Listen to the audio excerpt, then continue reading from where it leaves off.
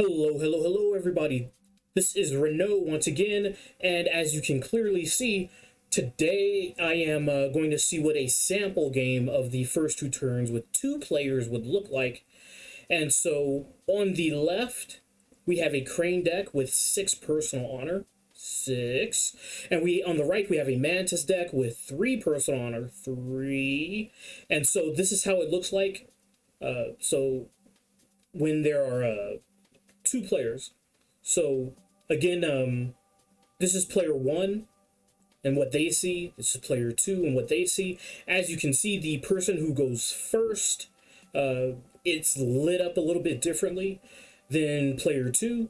Let's just go ahead and get started. Turn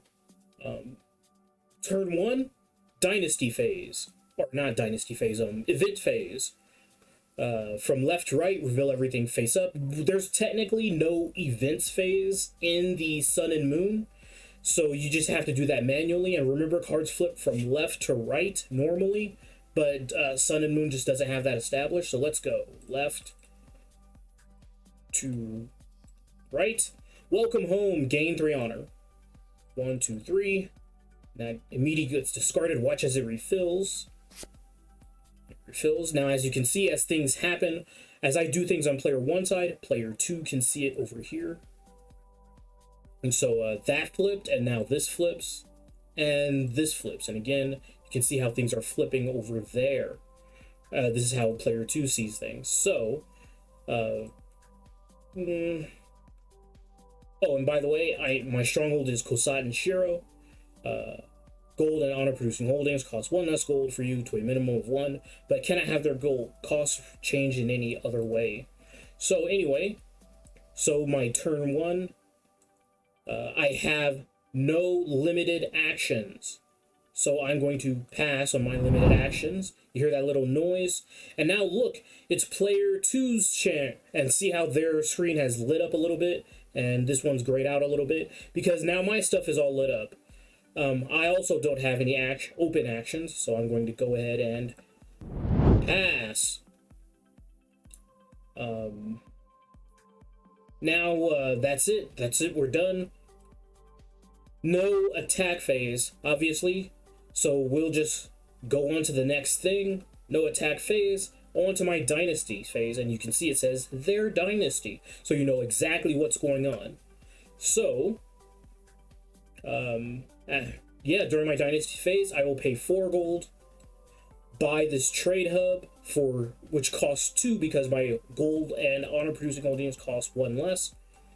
I'll go ahead and show you what it looks like when you target something just to help. As you can see, as I light things up here, it lights up here, and I can actually tell player 2.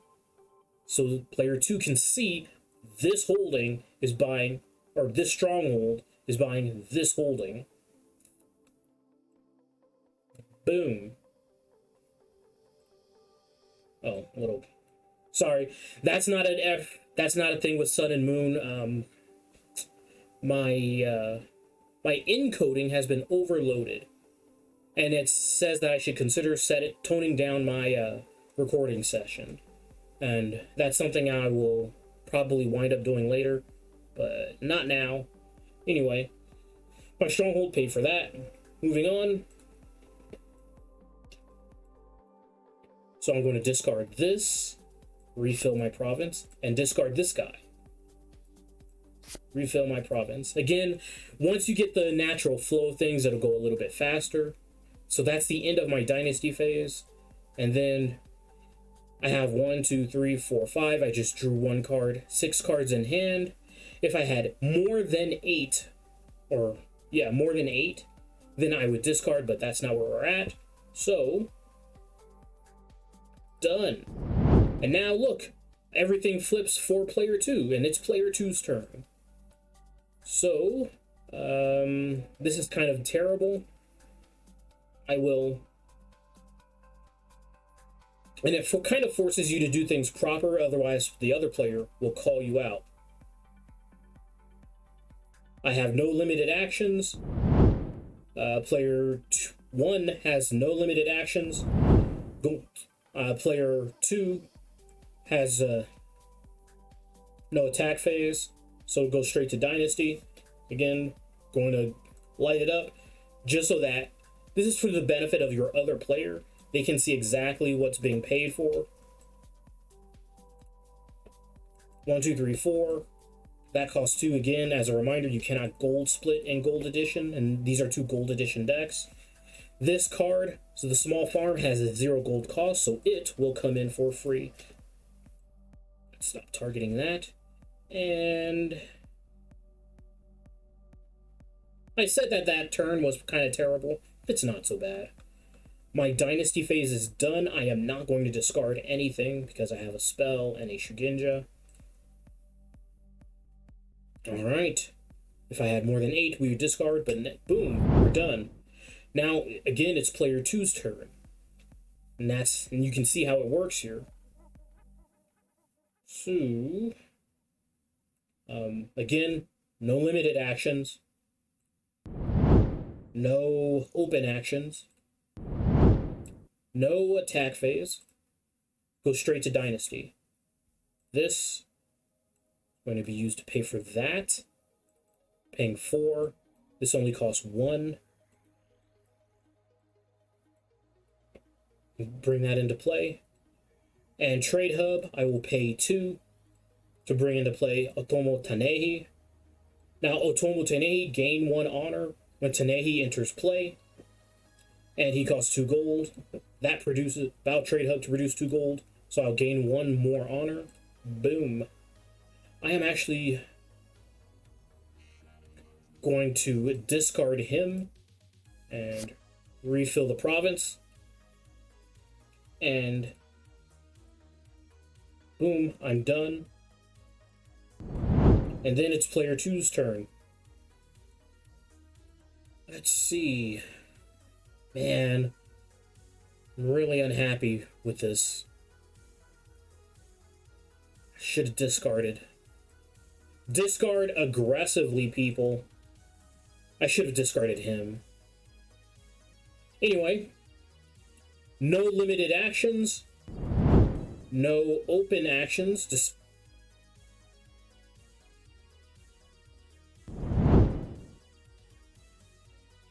no attack phase. Going straight to Dynasty. I'm just lining up my holdings to see what I'm going to buy, possibly. Okay, so I hate it so much. Yeah, this is what I get. So, oh well, sometimes that's life, you know, sometimes you get a bad draw. Or actually, this is my own fault. I should have discarded more aggressively. What I'm going to do is, now this and this, pay 4, 5, 6 to buy him at reduced. I'm going to see if I can get a blitz off.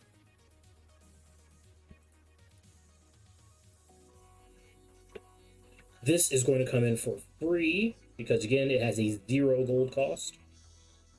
And this is 1 gold that's just not doing anything for me. I'm going to get rid of him. I should have got rid of him last turn.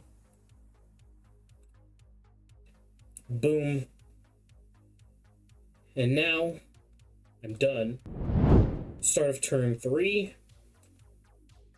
Let's see.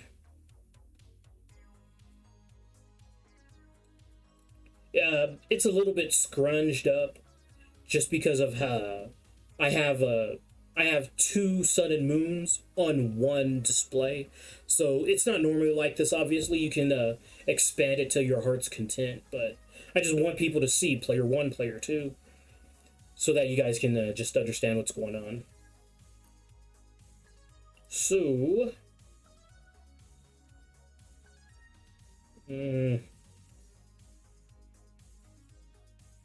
alright, so I know what I'm going to do. Here's what I'm going to do.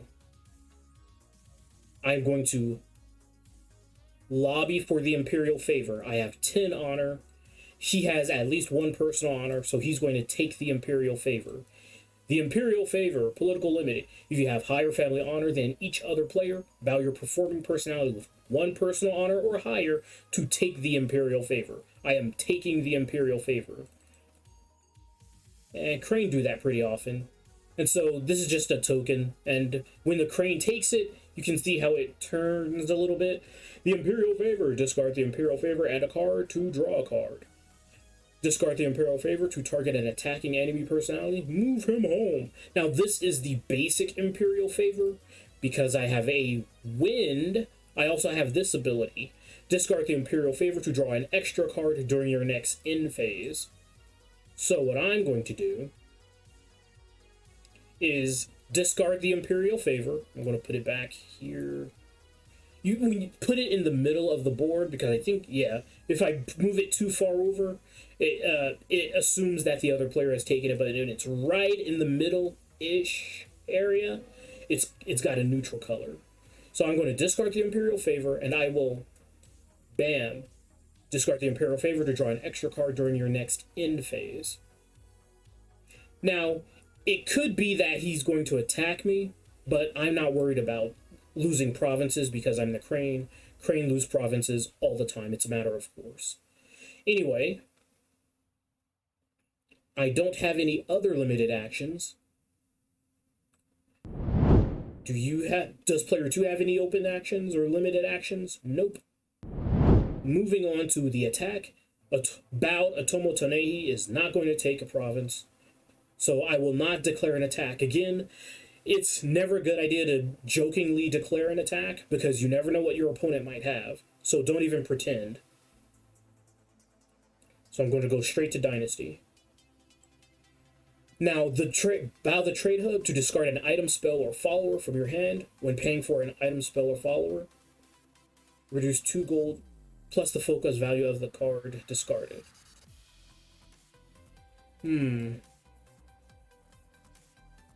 So 4.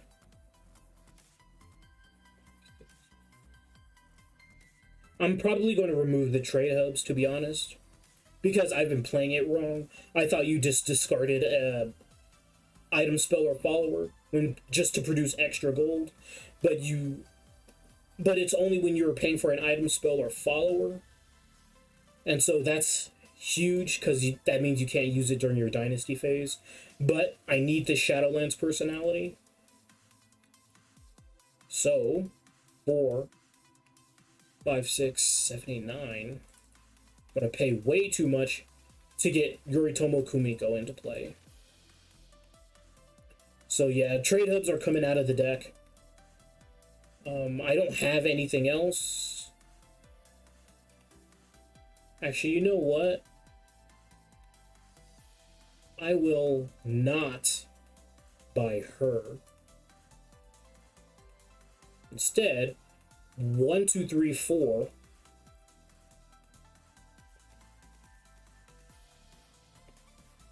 5, 6, 7. Oh, by the way, Shrine to Daikoku. Target one of your bowed gold-producing holdings after Shrine to Daikoku enters play.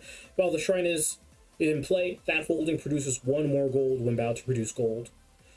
Just assume that it targets itself. That seems the most efficient play, but maybe you'll do something different, but I've always just played it where it targets itself, but there might be other plays where that might be better to target something else. But anyway, 4, 5, 6, 7, I'll bring him into play.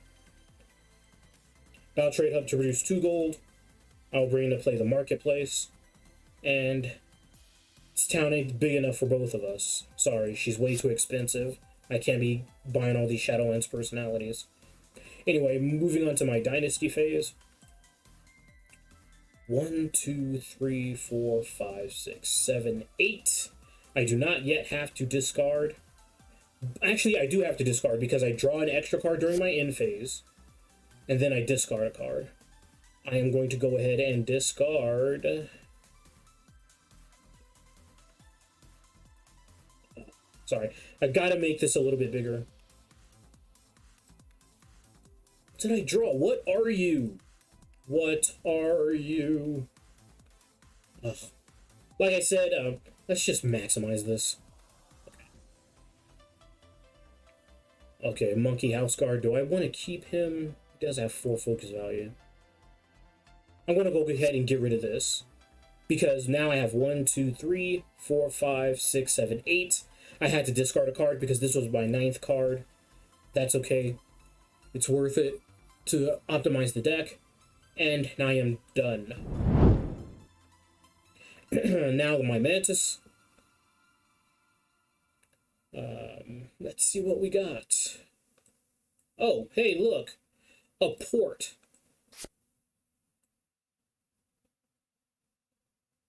So in Gold Edition, titles are included in the keyword. So this is a port town. That means technically this is a port card and a town card.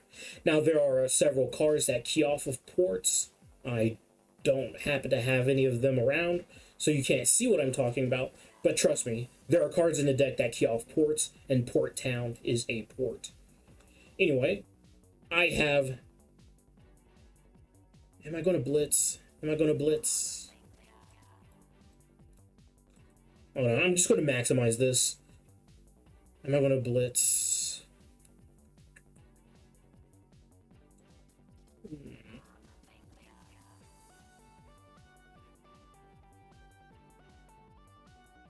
Let's see, that's 3, 4, 5. You know what? I am going to blitz. Because if he blocks me, Tasuku is naval, and I can shoot him in the face. But it's going to cost me 5 gold. Now, it's okay to bow this stronghold, because if you look carefully, this is a trait, once per battle, you may target the current province with a ranged attack with exactly one of your attacking cards to reduce the strength by the attack's strength. So if he does a range 3 attack, it would lower the province strength by 3, but it can only come from 1 card. So yeah, I'm actually, you know what? I'm going to pay. And the other ability is once per turn, one of your Mantis Clan personalities need not bow to produce a single or combined range attack that targets opposing cards. So Tsuruchi Tasuku can shoot the province without bowing if it is the very first thing I do.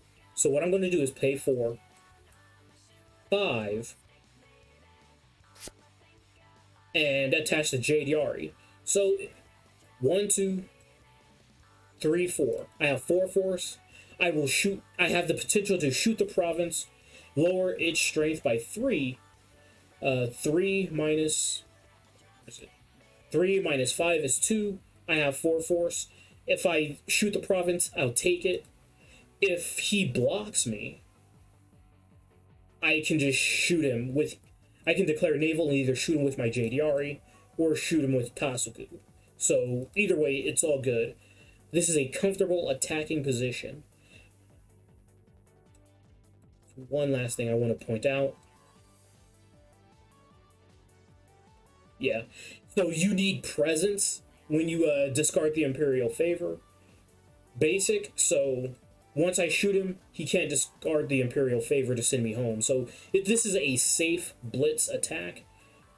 And I can still use the Castle of the Wasp 2 traits if necessary, because traits can be used while bowed. You can just use them, but actions like that battle action, you see how it says battle?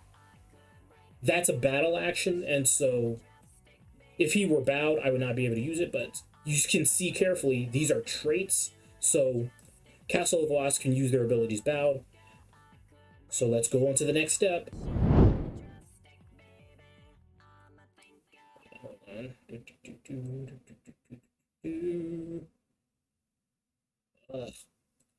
Sorry, it's all on one display, but again, you don't have to scrunch it up like this.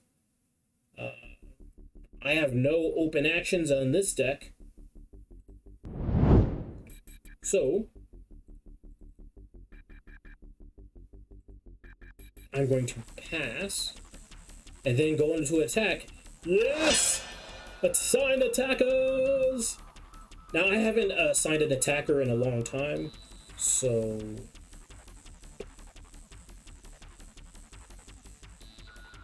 I think this is how it works. Sorry, I'm being really sincere right now. It has been a very long time.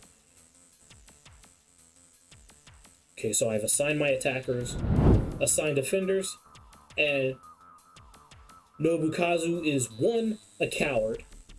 2, this deck can afford to lose provinces, so I assigned no defenders anywhere. I'm not even going to assign anyone to defend him. So, no defenders assigned. We're going to go ahead and get this battle done first.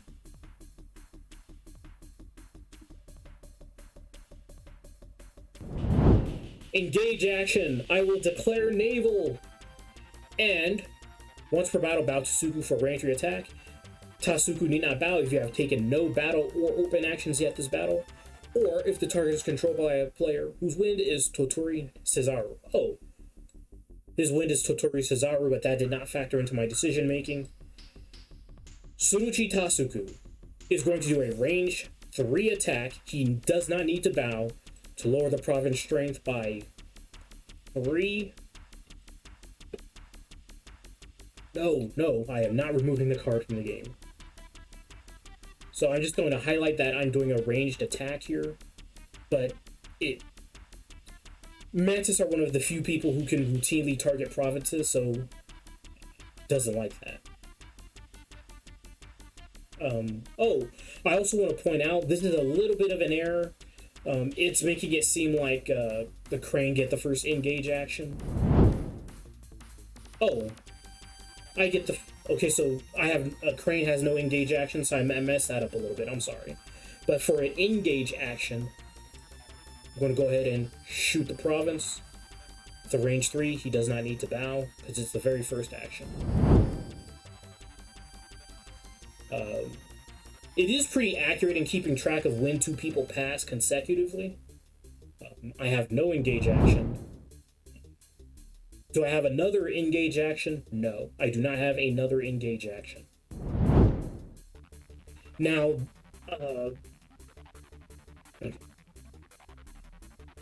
actually, you know what? I'm not sure if declaring naval is actually an engage action, or if it's the first battle action by the attacker. Either way, the defender, the Crane, has nothing. So, I'm going to go ahead and pass.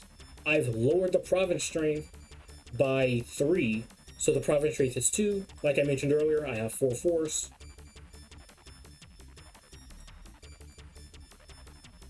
Battle resolution. Normally, we would calculate things and do all kinds of fun stuff, but nothing happens.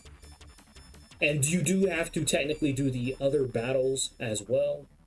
I'm going to go ahead and discard this province because I've destroyed it. The Mantis have blowed it up. Just remember, it will make you do the other battles as well.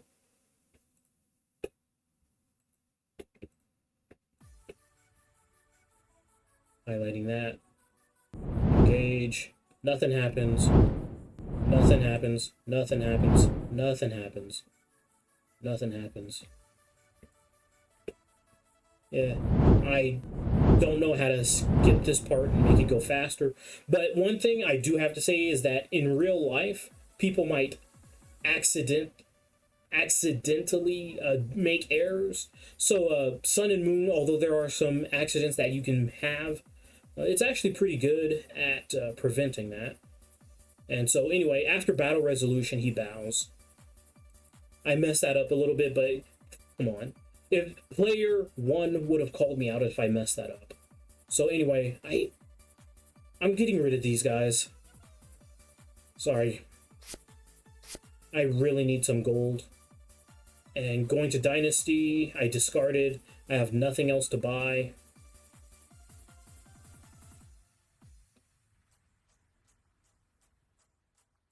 And Dynasty, discard. And that's it. The first 3 turns of 2 decks on the Sun and Moon platform. It's really, really good. I highly recommend it. Anyway, thank you so much for watching, and I hope you enjoy the rest of your day. Bye-bye.